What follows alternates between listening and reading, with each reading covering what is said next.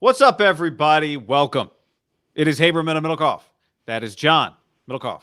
I'm Guy Haberman. It's great to see you. If you are watching live on YouTube, great. If you're watching not live on YouTube, great. Either way, hit that like button. Subscribe to the channel. We appreciate that very much. Hit that little bell so you know when we're going live. Podcast. This is podcast. Ran into a podcast listener yesterday.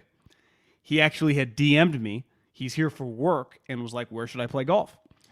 And I was walking in like a shopping center area to meet a contractor to lead him into a home to get an enormous bid that makes you want to puke in your mouth. And all of a sudden I hear, John! And I look, and it's Paul, who is from Santa Cruz, who has been a listener of the show, I think, back since the radio days. Pretty sure he's a A's fan, so tough times. I think 12-50, is that their record right now? It's not great. At last check, they had 12 wins. Yeah. So Paul, listener of the show, ran into him yesterday. Business is booming. What's he doing? Good. What kind of business is he in? He's in the diaper business. Okay. And my first reaction is that's probably a fucking incredible business. Anything revolving around young kids is just a cash cow. But diapers, it's you cannot have a kid and not use the product, right? And you can't be a human and not go through the period of time when you needed the product. You know, like when you meet someone, it's like, what do you do? I sell socks. Then you're like, well, every single human alive wears socks. Yeah. Something like that. It's like, you know, at any given time, there are 9 billion people. There are 17 billion pairs of feet out there. What business are you? Oh, I sell soap. You're like, well, I have like 7 things of soap just in a little office. That's right. Yep. It's always like those like Pennzoil or Shell gasoline ads. They're like, gasoline is in everything you touch. Exactly. It's in plastic. It's in coffee. It's in computers. Yes, sir. Just mentioned. Yeah, it is. Gasoline is everywhere. Gasoline is in the PGA. In for like 50 bill or more. Do you think Chevron will create a club? Why not? Yeah, it should. If you're listening to the podcast like our buddy Paul, shout out to Paul. Thanks. Hit us with a review on Apple Podcasts, 5 stars. By the way, before we get to Kyle Shanahan and maybe some LIV Golf, somebody hit me today. They said they were having trouble with Spotify. Several months ago, the Spotify stream had to get split and reposted. So if you subscribed a long time ago on Spotify and you're not seeing new episodes, the move is to search for Haberman and Middlekoff on Spotify, research, even if you're subbed, and subscribe to that one, or just unsubscribe and resubscribe. That should fix the issue. But if not, let us know, and the technical team will be on that.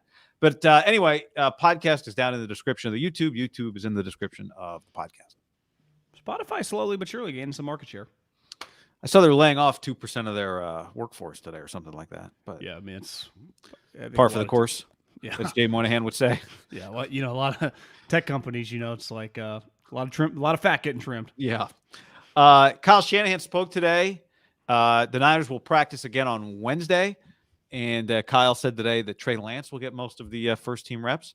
I will be out there Wednesday as long as everything goes well with the 2 of my first 5 fillings that I'm getting today, John. Embarrassing day for the Haberman family. You have 5 fillings? We will survive. It's no tartar. I don't understand it, but that means you have 5 cavities. That's correct. That's correct. That is what that means. Are you in pain, or did I'm not? Thank God. I guess by the time you're in pain, it's too late. But here we go. We got to do too much sugar. No, I don't know. No one can figure it out. Anyway, so I'll be out there on Wednesday, and we'll report back on that. But a lot going on with the Brock Purdy. Brock's not out there with the Niners, but the Mayoko report. He reported he's on track, and then Kyle was asked about it today, and what did he say? He's throwing 3 times a week, and he's right on pace. So I think they're clearly pretty confident that he's going to be okay, because the moment Mayoko, who is just an old school journo, but he's also works for a company that's partners with the 49ers, and it's I'm not trying to source guess my guy Matt, but it's pretty clear where he's friends with everybody in the organization that matters, right? I think pretty sure he's got a weekly interview with Kyle, him and John, Jed, Parag, like these guys are all pretty close.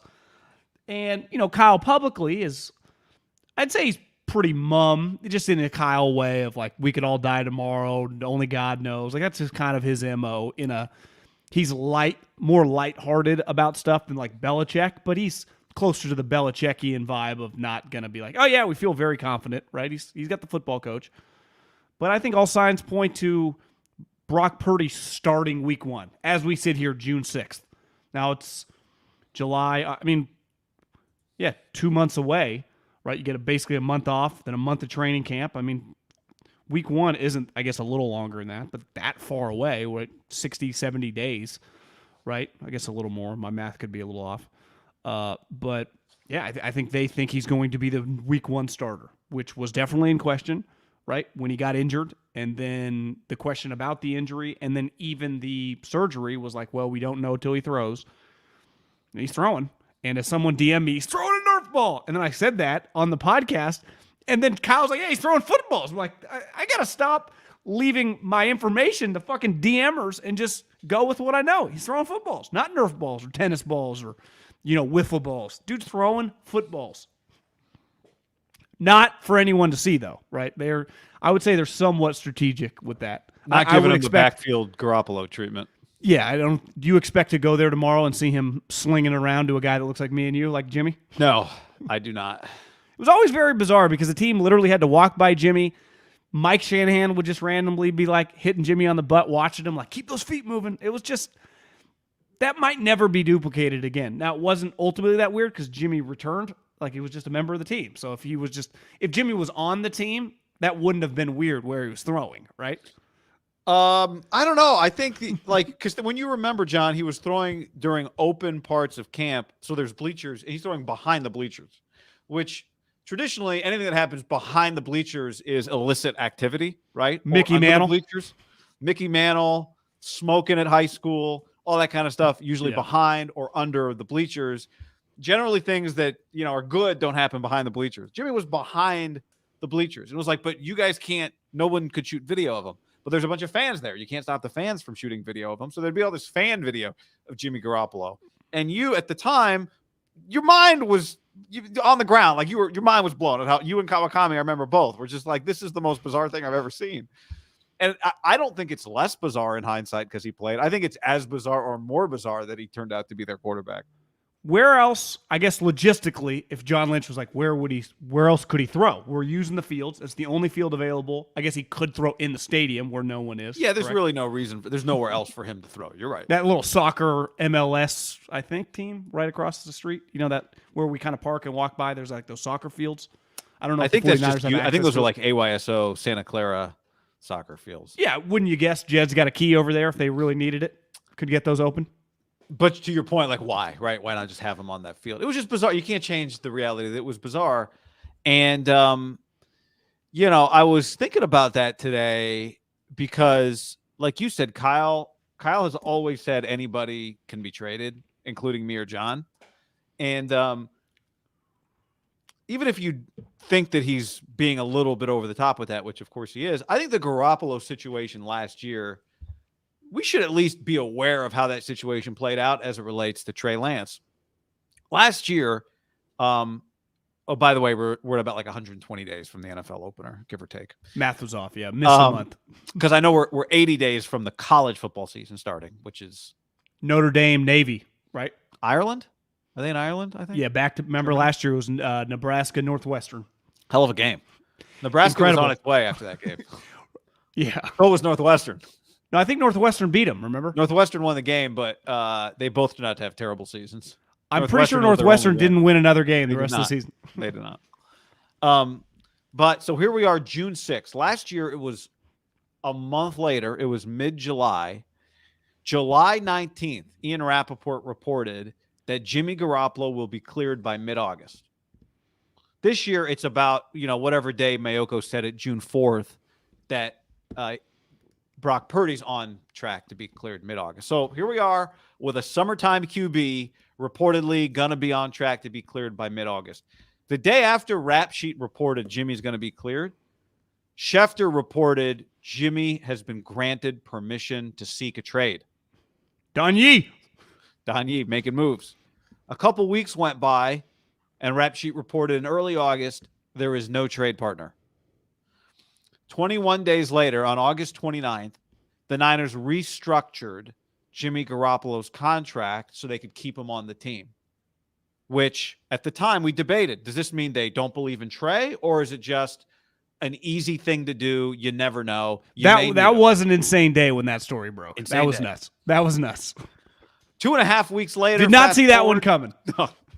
Fast forward 2.5 weeks, and we were already kind of debating, does Trey have to win to keep his job? And fast forward 2.5 weeks, and Trey Lance is on a surgery table getting his ankle fixed. So it happened very quickly. But I think the part that is instructive now is the quarterback that's going to be cleared by mid-August. Once it became clear that Jimmy was going to get cleared, the wheels just started turning on what's the next move. At the time, the move was, let's take trade offers for him. And there were no good trade offers. And so it was, we'll keep him. In his case, they needed to restructure his contract. Obviously, Trey's contract is fine the way it is right now. But I do wonder if we have just witnessed the beginning of the ball moving in the direction of, if Trey Lance eventually views himself internally as not the backup to Brock Purdy, but the backup to the regional manager, Sam Darnold, then do we reach a point in September or early August when his representation is seeking a trade? Well, if Trey Lance was like Jimmy Garoppolo, it'd be heading toward, if you want to stay on this team, you got to make like $1 million, right? Obviously, when you're on the rookie contract, the signing bonus, his contract's set for the next 2 years. Now, the fifth-year option is, whether it's the 49ers or everyone else, I think if we were all betting men or women, you would bet against his Trey Lance's fifth-year option, Team X, not getting picked up, correct? On the route that it's correct. On. Correct. The scenario, I think, is either he plays for the Niners suddenly and plays well, or he gets traded before this is the scenario you brought up several months ago. He gets traded in October around the deadline, plays well, and then gets an option picked up. I would say this. Tom Condon, who is, one of the top probably 5 agents in the history of sports, right up there with Boris, Rosenhaus, David Falk, right? McGuire. Mark? Jerry. Yeah, Jerry. Is, I would say semi-retired. His son, I think Patrick Collins, runs this kind of the operation now. They had McGlinchey as well last year. I mean, they have a lot of really famous high-end players. Forever, they had a ton of quarterbacks. And Trey Lance is one of their clients. Not really their MO to kind of like, I would say historically, Drew Rosenhaus has been unafraid to get in the weeds, right? Don Yee never really did because he didn't have to with Tom. But I'd say with the Jimmy situation, they started getting flexing their muscles might be strong, but just, you saw last year, the last couple of years, like with Derek Carr, you get to a point where there's like a line of delineation, right? And I think this happens a lot in sports with younger players or older players where it's like, we either got to hang a left or hang a right for my own client. We got to be selfish about this. And this was my thing last year, like, let Jimmy go. And the 49ers just wouldn't. Like, do the 49ers, if Trey, because he has not shown at all an inclination to be, or inclined to ruffle feathers, and he doesn't have any equity too, are they just more likely to just roll with all 3 of them? Or if they could just get rid of them, right, and even do trade for like a 7th round pick, because the moment he doesn't win the backup job, his value is 0, right? Even if it was like 7th round pick, that if he becomes a really good starter conditionally, could bop up to like a 3rd or something, but it would be some crazy conditions. We eat half the money just so eventually like you also take on next year, right? His 4th year, and it's your choice on the 5th-year option, to me feels the most likely if they are to trade him. Because to me, his trade value, once he's a 3rd round, for his money, like he does make something, right? He's not like a $2 million player. It's like $9 and $10 million. And if you trade for that, you then are on the hook for the following year, even if you decline the 5th-year option, which again is not nothing. Like, think about this. How many $10 million players do the 49ers have? And I'm not talking like their cap hit. I'm just saying overall. Not as many as you think once you start rolling through. Didn't we look the other day and Trey was, or where was he in the contract? Yeah, remember, we looked at the cap hit, but if you just think out loud, like what Bosa's about to be, Fred Warner, Kittle, Trent, Deebo, like it's not like some 13 players. It's probably closer to 8, right? Hargrave. It's not as long as you would think. So his cap hit, which because of the signing bonus when you're drafted that high, and ultimately his salary is relatively high. So to me, it makes him somewhat untradeable. So I hear what you're saying, but But how do you acquire? Like, what I'm saying is, let's just use what the Niners have done before. And I'm not saying they wouldn't let him, sniff around. Does he have a market? They would. Does he have a market? They would let him sniff around. And here's what they would know, just like they knew with Jimmy. We already did the sniffing. We know the market already, right? They knew Jimmy's market. Didn't they kind of do that in the draft, though? When it was like, we're not open for business, but people are calling us. Like, 100%. Bullshit. That's what I'm saying. Like, just like with Garoppolo. Garoppolo says, I want permission. Like, okay, well, we already know, but you don't believe us, so go ahead. And I don't blame them. I wouldn't believe them either. Hey, I demand a trade. Well, we didn't get anything better than a 6 for you. Bullshit, you didn't. I'm going to go find out. Okay, you guys were right. You didn't get anything more than a 6 for me. But I'm with you. They already know what Trey's market is. Now, markets, what they were counting on was, remember, we talked about this a lot.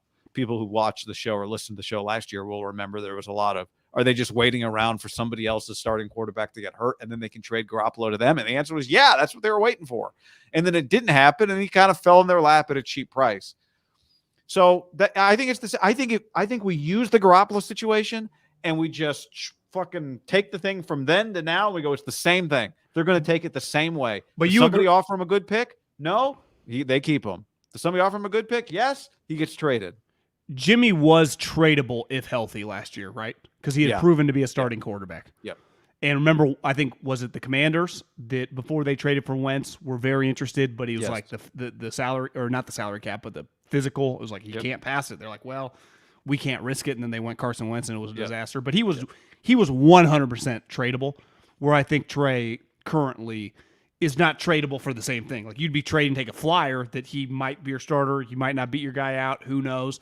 Or at least Jimmy, you knew. Now, he had the variable, which ironically he still has, where he's just always hurt. Which sneaky Trey has kind of battled some injuries as well, right? It'd be one thing. It's like, the guy struggled. If you just took a flyer on Zach Wilson, who actually been hurt too. But isn't it pretty crazy that you look back on that draft that was viewed as like this loaded quarterback draft? Trevor Lawrence, star.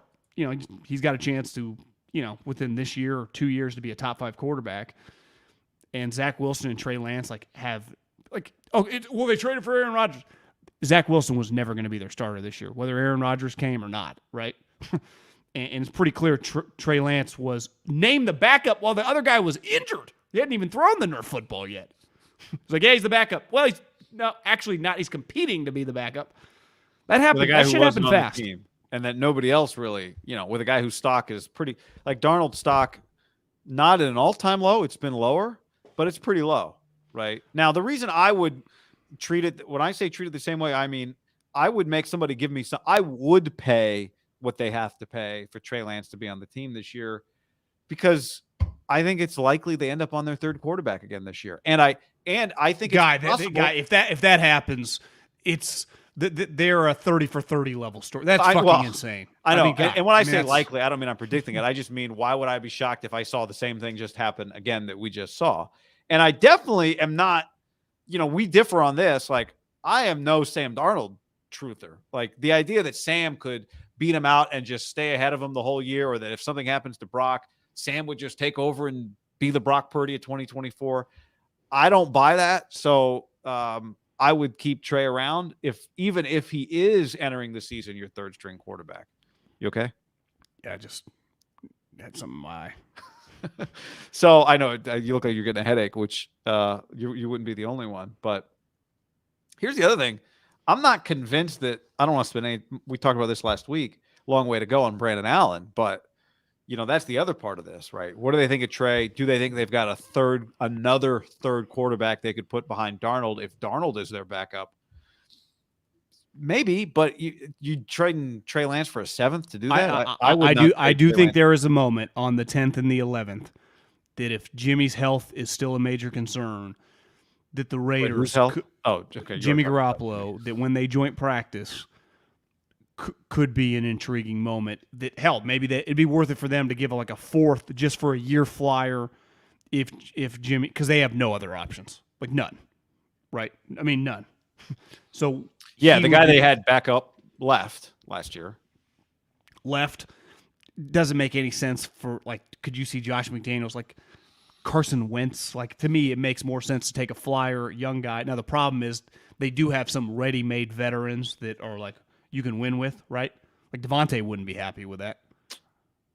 Yeah, I mean it's a pretty. I don't know if does Josh really have the ability to develop a quarterback? I mean, does he have the leash to develop a quarterback? I would guess no. Well, there's the Knights headed towards Stanley Cup. The Aces guy not only headed toward, they score like 4 goals a game, setting records right now in the WNBA. No one's sniffing them. They look pregnancy controversies, under the table payments. They are unfazed. Mark Davis is going to be back-to-back WNBA champs. It looks like. So the Raiders are just, it's a hockey town. It's a WNBA town. You can't. In all seriousness, can the Raiders just in general afford to just be some irrelevant 5-win team again? Like they eventually in this new market, you can't just suck in a bright lights place. So at least Trey Lance gives you a lot of intrigue. If they were to trade for Trey Lance because Jimmy was hurt, I would be much more intrigued by the Raiders. You know what? You just made a great point.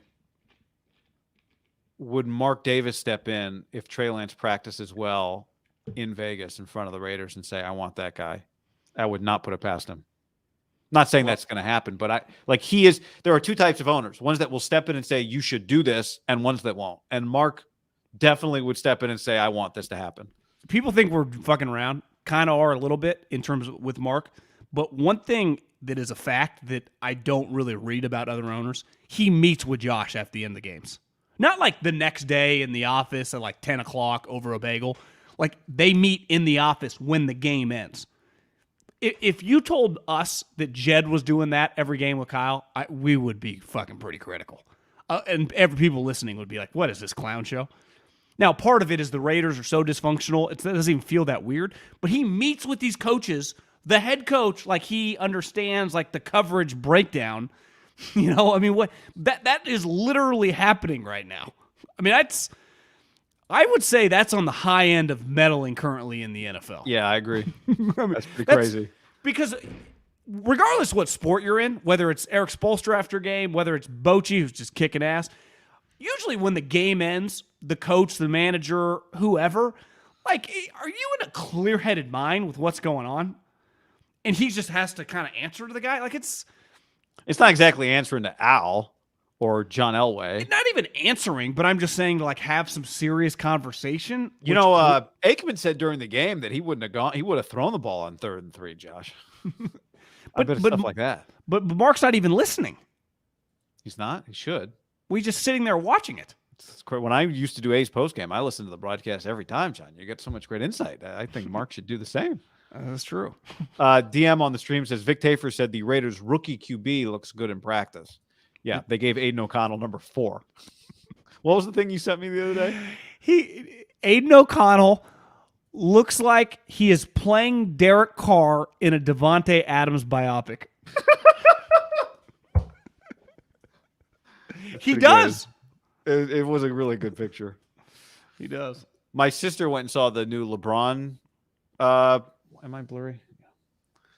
My sister went and saw the new LeBron biopic, and I guess the young LeBron is played by AI. By a guy who's like going to Oregon. He's like one of the top. He's like a McDonald's All-American, like a current high school basketball star who's about to go to college. Played LeBron in the movie. It really pissed me off, and I don't even know why. Not that I care that much about this NBA Finals. That Clutch leaked out. I like, Sham's good at his job, but he is represented by Clutch. That Kyrie Irving is reaching out to LeBron about coming to Dallas in the middle of the NBA Finals. Like that is the ultimate. Our egos are so big, we can't handle being just no one giving a shit about anything we're doing. It's like, can the NBA Finals just happen? Even Adam Silver's like... The NBA Finals opens itself up to this when they put 4 days between games, though. True, but even Adam Silver's like, listen, I might be one of the biggest puss bags in the history of commissioners, and John Morant, the first time around, he went to a 2-day rehab. It was a complete mockery of the whole situation. But I'm going to fucking come down with a hammer this time around. But I am not going to give the suspension until after the NBA Finals because I don't want to take away from the competition. Right. It's like, but LeBron's like, nope. Kyrie, we have no picks. We have nothing to give, but we're going to make this happen. Does Kyrie even get to dictate the Dallas Mavericks? I mean, what are we? I mean, he's been there for like 3 months. Why not? That is the ultimate. But he's a free agent. Crazy. That pissed me off. What was the one? Remember A-Rod? What did A-Rod leak during the World Series that got everybody mad? Was it a contract with like the Red Sox that never happened, or was that a different thing? Another guy that pissed me off, he went on a media tour yesterday.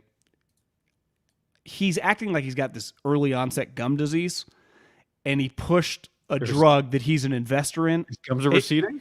It made me question whether he actually has the gum disease and he is just an investor in trying to sell this. And it just, I don't trust anything the guy does. I love those stories. Like, I was sitting in the dentist chair and I thought, I have to find a cure for those like me. What gum disease? A-Rod has gum. I mean, he didn't get gum disease from chewing tobacco. It can happen to anybody. Early stage gum disease with a photo of him doing that. Maybe I should get. Maybe. I saw like one of his ex-teammates yesterday was like, who was it? It wasn't like a super famous guy, but it was a baseball player that if you followed the last 20 years, you know the name was like A-Rod will die a lonely man. He's like, oh my God, this guy just hated him. Was it Burns? No, it was. A-Rod will die a lonely man. I don't know if he said die, but like he's just a very, maybe it was just like he's a very lonely. The older he gets, he'll just be lonely. Just kind of like the guy is just a complete fraud, dick. Everyone hates him. Oh my God. I gotta figure out who said that. Asaf said, get a second opinion on those cavities. Tough economy for dentists, too. I did. I got a second opinion and a third opinion. Sent them to my dad. And unfortunately, all confirmed. So that's the thing. You he has gingivitis. You go to Doug Mankiewicz. That's who it was. Yeah, that is who it is. I would say this, and no shade of the dentists. A lot of respect for them. They've done, I bought some teeth, and Dr. Sood, Walnut Creek, great job. I don't think you could pay me to get a second opinion. You can just send pictures to your dad, but actually go to a seat to get a second opinion. That seems like, just whatever it costs, whatever my insurance doesn't cover. I'll just. Asaf is on the right track, though. According to my dental sources, there are definitely people who go to they do cavities when they don't need to, fillings when they don't need to. But as I said, you're gonna have to get numbed in your mouth today. Yeah, I'm getting shots. Your whole mouth about shots. Hopefully, I'm recovered by tomorrow. In time. So, yeah. Apparently, while we've been talking, Deebo Samuel told everybody he was terrible last year. He looked sluggish when he watched the tape with Kyle. I could see Kyle, a little off season. He's seen Deebo for a total of 6 days since the season ended. Brought him into his office, had some cut-ups that he had one of the quality control guys, like this is where you could this, and this. It's like Draymond. I saw after one of the playoff games, Chris DeMarco brought Draymond into like his office and was like, I don't even recognize this guy. And Draymond was like, Chris, you're right. It's one of those. Now, Draymond, I would say consistently over his career has answered the bell like Deebo. They are paying him a shitload of money, right, to be really good. Like A.J. Brown, shitload of money. Could he have been any better last year? No. I don't think so. Say this for DK. Does feel like DK just kind of does what he does. No one ever questions he's in shape, ready to roll. It's like, yes, Deebo Braxton hard. I thought he looked like he was in good shape the other day. I told you that last week when I saw him.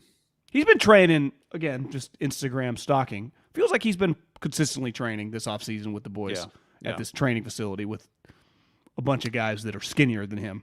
Natural coming off one of the greatest individual NFL seasons ever, right? The year before. Maybe to have a little step back, normalize a little bit. So, I do think the separation in this conference, guy. I was thinking about today crossing the street. It's just these are the things that cross my mind. Mm-hmm. Crosswalk, cross the street. Well, I was just crossing the street and it just hit me like the NFC stinks. Yeah. I mean, it's really, really bad. Because one of the best teams coming into the season, a team that a lot of people are going to pick probably to make a wild card will be Seattle. The Niners fucking throttled them 2 of the 3 times. And one of them, they had a major injury in the middle of the game and won the game, whatever. Jimmy's 27-7 or whatever.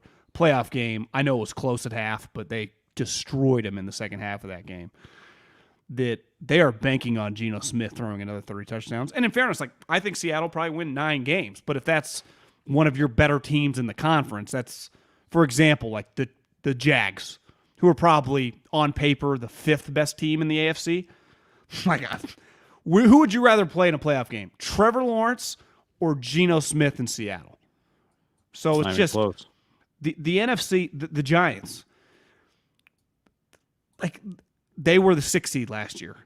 Kayvon Thibodeau, like, is he just a 12-sack guy now? Or is it just still a lot of hype? You know, we'll see. Because they are, if they're going to be a really good team, like, okay, does he take a step and he's like a Pro Bowler? Because they're going to depend on guys like that to be really good. And, I mean, these are 2 of the better teams in the conference. Right? Well, is Daniel Jones going to get better? Is Daniel Jones even going to stay the same? Yeah, I just think the 49ers... Minnesota already has... Everyone already knows Minnesota's in their final year with their quarterback. They're about to cut one of their best players. They won 13 games last year. Who are they about to cut? Dalvin Cook. So, like, to me, the 49ers have 2 teams that, and one they never shut up about, and rightfully so, the Eagles. But I'd put the Cowboys there, too, just because of the way they play and their physicality. Like, it's a 3-team conference. And the 49ers get lucky because those 2 teams play each other twice, and only, you know, it's not like the Cowboys and Eagles can each win a division. So it's like, you know, they could be ahead of you, right, in the playoff rankings. If you win the division, you will get to host one of those 2 teams. You know what I'm saying? Mm-hmm. As in last year. Right. Right. So it's like, and the Niners get to control their own destiny in terms of you get to play those 2 teams this year. So, and I think Kyle talked about it last year, is like, you know, one of the reasons that they didn't have home field advantage because they fucked up early in the season. Because the Eagles leaked some oil late in the year, right, when Jalen missed games and they lost a couple. But not that it would have mattered if Purdy would have got hurt at home or on the road, right? If they were their quarterback situation, they would have lost no matter where they were playing. Jeep says, you think the Jags are the 5th best team in the AFC? Joe says the Jags are definitely not the 5th best team in the AFC. I mean, well, the list of the top 3 are clear, right? Right. Buffalo, Cincinnati, and Kansas City. And then it's the Chargers and the Ravens, or in the Jags. That's the group. Okay, I think that a lot of people, the Chargers roster in theory is better than the Jags. The Jags literally beat them last year in the playoffs. Like, they played in a playoff game and the Chargers won. Or excuse me, the Chargers lost. And here's the other thing. If would the Chargers right now trade their coach for Doug Peterson? Like, who has the coaching advantage of the 2 teams? Yeah, I mean, I think they would, yeah. Doug would cost more, but yes. The Steelers could be good, but I mean, we'll see. Well, I can't put, to me, any of the teams that didn't make the playoff in the AFC, so the Steelers, the Patriots, the Jets, the Titans, these teams don't definitely have franchise quarterbacks, so I can't put them ahead of any of these teams in the AFC that have defenses and have franchise quarterbacks. Even Miami. Like, Miami got off to an incredibles. But is Miami, can I say Miami right now? The quarterback had 17 concussions last year in the season. So I could see, you could argue Baltimore just given a full season of Lamar, but you know, they won 9 games, Jacksonville. The Chargers and the Ravens each won 10. Jacksonville was plus 54 point differential. Chargers were plus 7 last year, point differential. Baltimore was plus 35. I mean, you know, they maybe you could definitely argue Jacksonville's not 4th, but you can't argue that they're definitely not 5th. You just can't argue they're definitely not. Well, you know, the other trump card? You said 5th. I mean, they might be 4th. Jacksonville is going to win the division, so they're going to get a home game. Baltimore, right, more than likely be a wild card if Cincinnati wins the division. Like, all these teams would potentially have to play Jacksonville. Let's just put them in the 4th seed, right? Let's go Kansas City, Buffalo, Cincinnati in whatever order. 1, 2, 3. Okay, Jacksonville's 4. Who's your wild card team? They go to Jacksonville. And you got to give Jacksonville fans some credit. That fucking place was rocking on remember that playoff game at night? Yeah. Against the Chargers? Yeah. It's not an easy place to play. At halftime? I think it was 28-0 or something. Jags playing a horrible division. Stop the cap. No cap. I just listen. I want the Chargers to be good, but what's the likelihood that it just goes well for them? It never does, ever. I do think you could make that case for the Jags if that's just the logic, though. But they're going to win their division because their division is so shitty. Yeah. Tennessee's no better. Indy's no better. Houston's no better. So, but the question was not, are they going to win the division? The question is, are they going to be a top 5 team in the AFC? They could easily be 6th or 7th. They could, right? Baltimore could easily be better. The Chargers could. You can be a better team like the Cowboys, a wild card, better than the Giant, better than all the teams above them, right? The Cowboys were better in Minnesota. Tampa. The Cowboys were better in Tampa. So just because you don't win the division doesn't mean you're not good. But the Jags, I saw them play last year when their quarterback threw 4 picks in the first half and they won the game. Which they were the team that threw. They were that team also. But then Trevor Lawrence was incredible. That's the other thing. They have a quarterback. Would you rather have Trevor Lawrence or Lamar Jackson? I mean, Lamar gets hurt a lot. I mean, I would take Trevor Lawrence. Yeah. Would you rather have Trevor Lawrence or anyone in Miami? It's just, you could say Aaron Rodgers in a vacuum, but like, I think the Jets are going to be good. But would you bet $1,000 on it? Like, I'm not that confident. You could convince me the Jets go 8-9 and everyone gets fired and Aaron just retires. That's on the table. Or he just leaves and goes and plays for. Something happens to Stafford, he's a Ram all of a sudden, or something random. The Seahawks. So you could see him having one of those like end of the career where he finishes 3 teams in like 4 years. Yeah, the Favre, basically. Just does the Favre. The Jerry Rice. You know? They also could just be good. Update. 49er kicker update from Matt Mayoko. Zane Gonzalez made from 33 and 38 twice and 43. Jake Moody made from 33 and 43 3 times, but he missed wide left from 38. His second make from 43 was an ugly line drive that somehow did not get blocked. All right. Good update. Last week when I saw him kick, they had a big tailwind. So today there was a little weather, as we like to say. I don't know how rainy it was during the kicking period. I think it probably died down a little bit, but I'll keep an eye on that, John. How is it raining in Santa Clara right now in the middle of June? Out of nowhere. It was sunny yesterday. It was beautiful. Just a little rain. Out of nowhere. So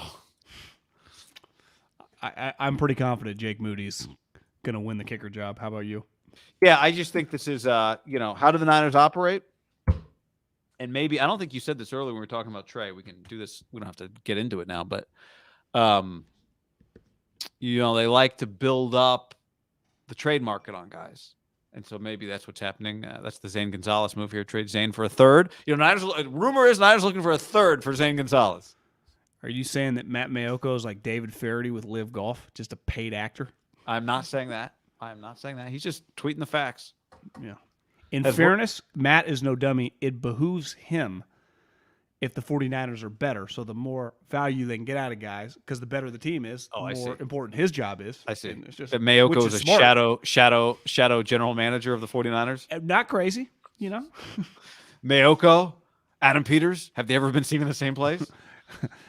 I saw a clip yesterday of Greg Papa. KMBR tweeted, they're trying to like do live streaming of like guys sitting at their houses. It's just very bizarre. But I'm pretty sure Papa had a rally cap on with the Giants hat on inside out. Did you see that clip? No, I did not. He had a fucking rally cap on. I did not see that, John. Yeah, just surf the internet later today and see if you can find him in a rally cap. Armando asks, has Robbie Gold signed with anybody? He's playing the 9 best courses in Chicago last time I checked. Still on that? Yeah. I think it's like 1 a week. I've had Golf Channel on all morning. I've got like a live camera. It's like shaky outside of the Canadian Open. I don't know if there's going to be a big press conference. I assume, is Rory playing in this thing? I assume everyone wants to talk to Rory. He's a defending champ. So everyone wants to talk to Rory. No word yet, John, that I've seen at least. Have you heard any theories? Did Sobel give you a theory on what the PGA Tour plus LIV Golf is going to be? Because if you fast forwarded 5 years and just said, it's the PGA Tour, with investment from the Saudis, I would believe you. I don't think anyone knows. I think that the LIV is dead, right? I think their press release The CW. What happens to the CW television rights? I think that they tweeted out that this year is just normal, so they're just going to keep the events, and that it ends. I do think we learned a life lesson, though, is that everyone that got shit on for taking the money, and a lot of guys turned it down, well, those guys are now just all on the same tour again, and they're just exponentially richer because they just took the money and got like a year and a half off, right? Right. And just played these tournaments that just do not matter. Got flown around, remember last year on that crazy-ass jet with the parties, and you didn't have to play well if you were on the right team. You were getting an extra $750,000 bonuses. Pat Perez, I think his team won like 5 times last year, got $750,000, even though he was finishing like bottom 5. Bryson, is that all he got, or he got millions in addition to that? Well, yeah, I don't think his side. Yeah, he got $10 million or whatever. Now he gets to just kind of slide back in. Come back. you know. Some people tweeted at me wondering if like the straw that broke the camel's back was once Koepka won. It was like we can't. But I don't know. See, I don't buy that because my thing was like, yeah, you can. I have not watched. Here's the thing: Koepka doesn't play in the RBC Heritage. Koepka doesn't play at Muirfield, and like if he does, he doesn't play well. He doesn't care, right? No, yeah. So nothing changed for and he's got 8 wins and 5 of them are majors in his career. I don't know about you. The other day, now maybe the ratings don't reflect this. Like I haven't watched golf and thought like, God, I really miss Dustin Johnson because I see enough of Dustin. He plays in all the majors. Like I see plenty of Dustin. Denny McCarthy, Victor Hovland. Somehow 10 of the best golfers leave the thing, and Victor still is just like always a top 5 guy. Glad to see him win the other day. And then caddy for his buddy at the U.S. Open qualifying. Incredible. But that was incredible drama the other day. These guys playing. So I don't know. I didn't think they were missing out on it. I do not buy that they saw Brooks win and that ruined things for them. But my guess is they just got somebody just offered to invest a shit ton of money, more money than we can imagine. Well, do you think there's a chance? I mean, in the next couple of years, we see like the Players Championship is for like $17 million to the winner? Yeah, I wonder if the pots are just about to get humongous. I think they are going to get fucking massive. So it's like 5 of the top, non-major tournaments is the purse $60 million, and the winner gets like the purse 9. this weekend was like 13, I think, right? Jack's. It was 20. And the winner 20. got 3.6, which historically is the highest you could. That's a lot of money. Yeah. Danny McCarthy lost $1.5 million losing that playoff. How about the other guy that missed 2 putts with his new the baby was born yesterday. It was on the 18th green. The hell was that? Did you see Jack? I guess I didn't see it live, but when Rory was walking off, Jack dropped a "We need to talk." No, I did not see that. And the cameras got it. No, I saw McCarthy or the other guys, caddy like give Jack a handshake, and did you see this? He must have yeah, like hurt Jack, but he thought Jack was joking. He looked back and like laughed, and but like he clearly like stepped on his toe or hurt his wrist or something. Yeah, that was it's a hard pivot when Jay Monahan, the commissioner of the PGA Tour last year, said how anyone will basically end up on the right side of history. I knew people that died in 9/11, and he was sitting shoulder to shoulder with, I think a lot of people consider this guy the right-hand man to, I always get SBF and SMB, whoever the head is of the Saudis. SBF, I think, is the crypto guy. You know who I'm talking about? Yeah, I do. Yeah.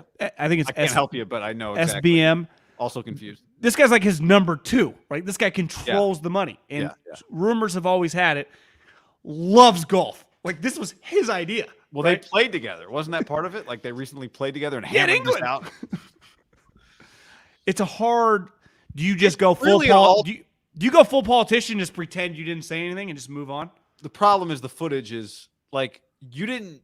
It's an. He said it to fucking Jim Nance at some major tournament. It's an all-timer because you're not just saying we will never work with them. You're 9/11 is what you're talking about. You're talking about 9/11. I mean, There were some rumors that, and I remember when I forwarded you this, when it was going on the internet when it first happened, that their trophy looked like That's right. the Towers. What was it? kind of the after the towers, like the following days, how it was like burned metal. That's right. Yeah.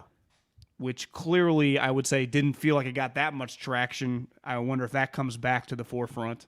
Does Jay survive this one? Well, yeah, he was named CEO. These people are funding it. So I guess they pay for him. They did the deal. The deal falls apart. Yeah, incredible. Here's what I know. At a much, much smaller scale.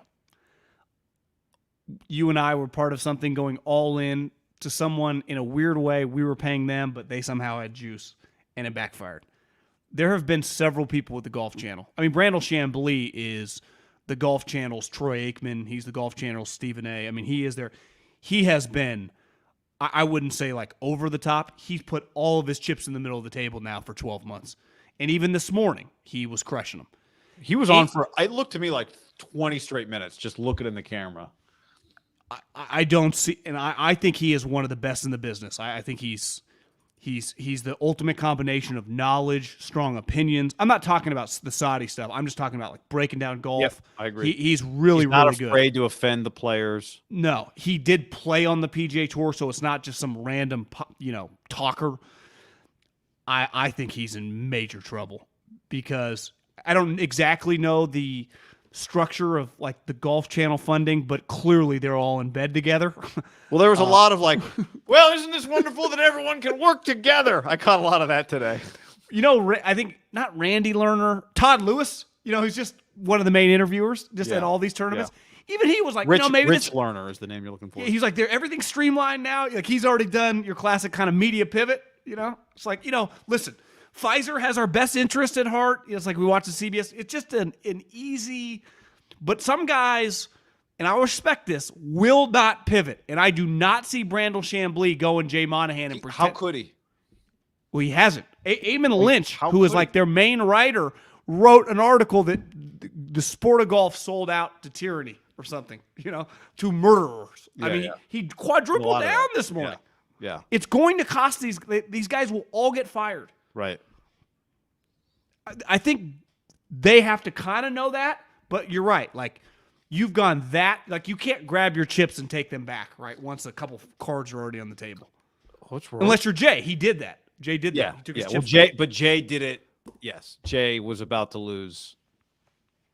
I don't even know what he was going to lose. Do you think a year from now, is Brandel Chambly on the Golf Channel? No. Maybe not. I hadn't thought about it today, but. I'm not rooting for that. I like them. No, I'm with you. They tend to go kind of state media, Like the NFL would love to never be covered by anybody other than the people they everyone would love that. We only get covered by the people we employ. It's a dream. Do you think the Saudis, it crossed my mind today, you think they ever get a piece of NFL stuff, or they have so much money they can keep them out? Because they ideally wouldn't want to do that, but like isn't the point of being in the NFL club that you don't have to take anybody's money that you don't want to take? Although they do things for sponsorship dollars. Of course they do. Couldn't they just make what if they offered $15 billion for a team or something? Yeah, I mean that's clearly what's happening, right? They offered them to get these guys to change their minds. They had to offer an amount of money that was just outright 50 or 80 billion with a B or more. I don't know. Bro, I saw a headline. I hadn't heard of the soccer player, but like one of the Saudi teams just bought a soccer player. I think it was 3 years, like over 650 million. Well, I thought they had, wasn't Messi playing for them briefly? And his team was like, he disappeared. Where'd he go? I thought it was Messi. PSG maybe was his squad. Well, they gave him like $500 million. This guy got like $200 million a year.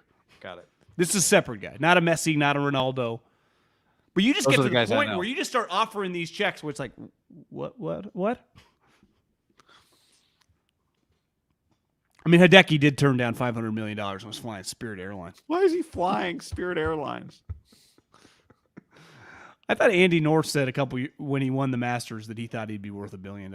Which, even if he's not worth $1 billion now, wouldn't you say the money that's flowing from Japan for Hideki Matsuyama is more than enough to fly. He never having to fly on a commercial airline. I would think somebody would just fly him. But he doesn't pay anything.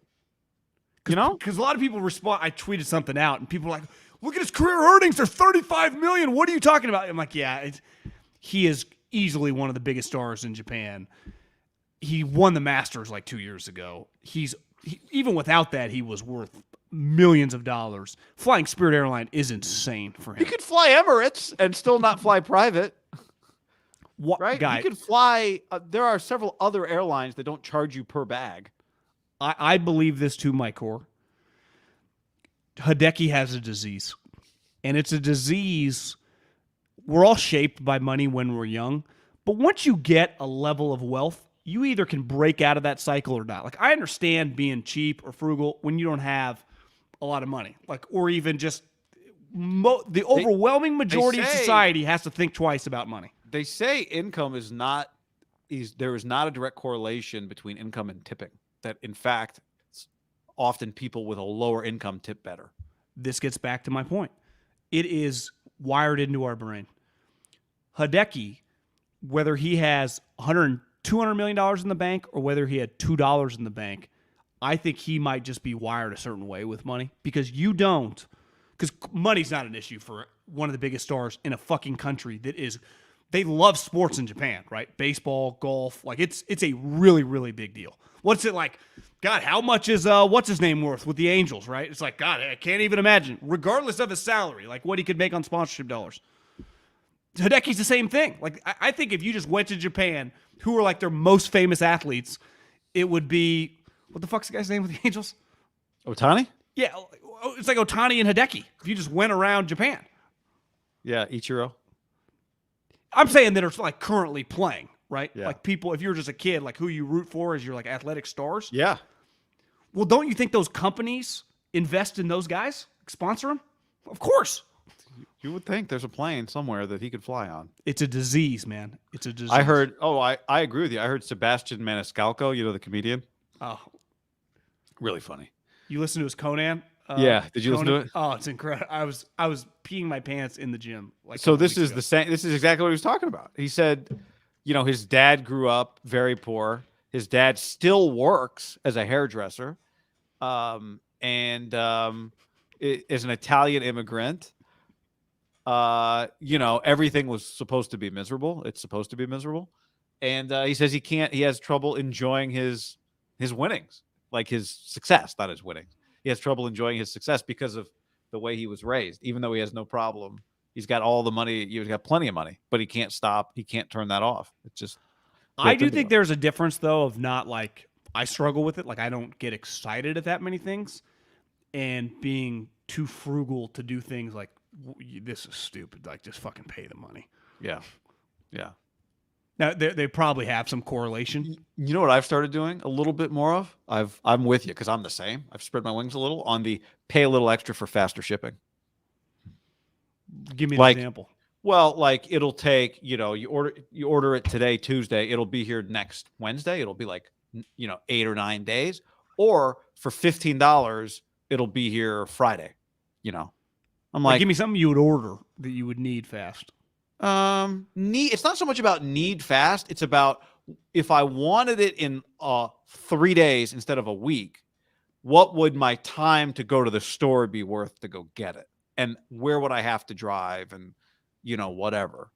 So it doesn't always pencil. Like sometimes like $25 for 3 day shipping, but sometimes it's like 12 and you get it 4 or 5 days. I ordered a pair of golf shoes for an extra, I think it was $12. I can get 3 day shipping, which is a good deal on 3 day shipping, as opposed to wait for a week or whatever the number is. I'm like, well, I kind of want them now. I might go play some golf. Agreed there. If I'm going to drive to like the PGA Superstore, it's like 45, 30 minute, whatever it is, like, just get it here. Yeah.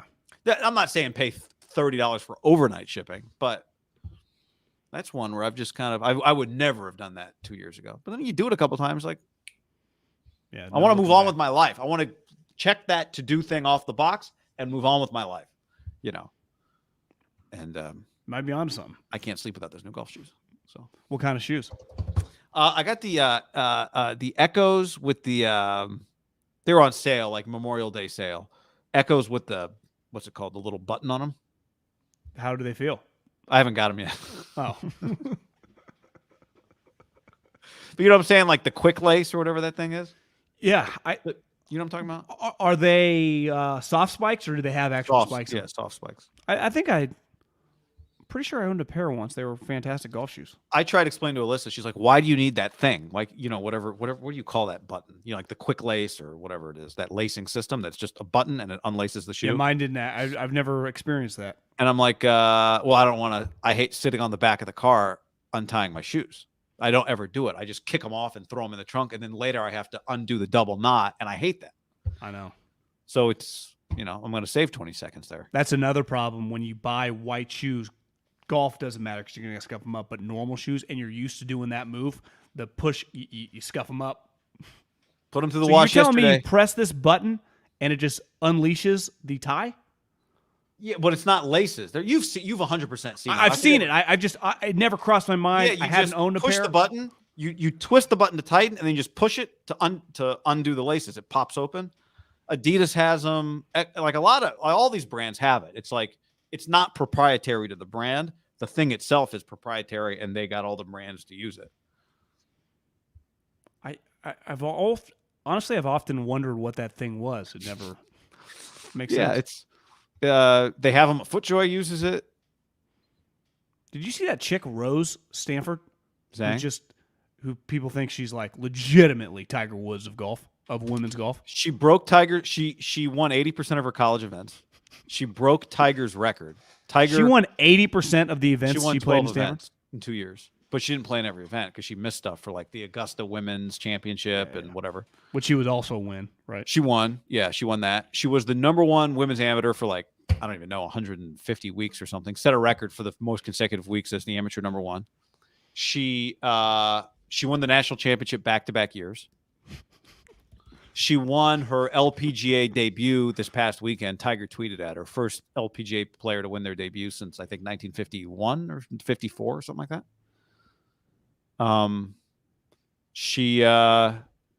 Tiger, Maverick McNeely, and one other guy had the Stanford record for 11 career wins, and she broke it with 12 by winning the national championship. She won back-to-back national championships. Mm-hmm. As an individual. Yeah, from Southern California. She prediction: she's going to win the U.S. Open next month at Pebble. Yeah, is that what people are saying? I just think people think like she could win the rest of the majors. It's like she just started winning. Well, I guess she was going to. She's still staying in school. She's going to graduate. Because sometimes like the hype on these individuals in any sport feel like a little over the top. It feels like she just answers the bell Tiger style like every guy. I mean, pro debut, win the tournament. I mean, is that a double fuck you to everybody? Not that people were rooting against her, but just because my first reaction is like, okay, the hype. Because I heard like she just can't miss. We hear that a lot. Yeah. Especially in golf or tennis, some of these individual sports, it is hard to back it up. Easier in golf, women's golf than men's golf. Like it is really hard in men's golf. Like even Colin Morikawa, right, or Victor Hovland, they don't win every event, and they've been incredible hits. Right. I mean, there are Hall of Fame players. She feels like she legitimately might be the female Tiger. I think that's what I mean. Like, yeah. I saw a shot she hit was like, Jesus. It was sweet. Like fairway wood. This year, Stanford played an event at Pebble Beach. She won it and set the course record at Pebble for a woman, 9 under 63. I text someone who's a college golfer and who's been around her and was like, what do you think if I just took her out to like TPC Scottsdale and took her from the tips, what would she shoot? And he was like, I think she could shoot like mid-70s. Because most of the high-level guys would say, listen, the big difference is the tees. And it's like they are, like Annika played in a PGA Tour event, actually. And like I watched this thing on Golf Channel like a couple weeks ago. Oh, yeah, I remember that. Colonial. She missed the cut by a couple shots, but like she could hang. It's a small group of, it feels like this is one of the women, not that she would, I mean, Scotty Scheffler shot 20 under, TPC Scottsdale, but like she could shoot close to par from men's tees at places. So like her advantage, you put her women's tees at Olympic Club, Pebble, wherever they're playing, she could fucking work people.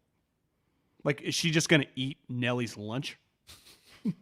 Well, you have to be top 50 on the money list to like just be on the tour, to stay on the tour, like to play in all these events. Her plan was to like play in that event this last weekend and then like come back to Stanford and continue school. She is going to continue at Stanford till she graduates. But so top 50 keeps you on the tour basically on the money list. That win this weekend put her 14th on the money list. I don't know how the LPGA works, but in PGA, if you win a tournament, you get your card. And she got her. Yeah, that's what happened with her. And you get 14th. I mean, she's set. 430,000. Well, she will never not be on the LPGA tour the rest of her life, right? I mean, she was just. Yeah. I mean, Is Annika still on tour? No, I think she no. Yeah. This chick's only 20. Yeah. True sophomore. She's a college sophomore right now. No one gets more of those stories than Stanford when it comes to like individual sports. Well, did you see? So 12 amateur golfers qualified for the men's U.S. Open. 12 amateur. Yeah, okay, yeah. 4 of them are Stanford guys. That's insane. It's pretty great. Stanford has 4 players in the U.S. Open. They qualified yesterday in the 36-hole thing. Yeah, exactly. 4 of them. 4. They didn't even qualify for the match play in men's golf. Big upset. Michael Thorzegenberger. Thor Bjornsson. How do you say his last name? Thor Bjornsson. Thor Bjornsson. I like that guy. All right. On that note, we'll see what happens out at Niners practice on Wednesday. Tune in for that. Thanks for hanging, everybody. Later.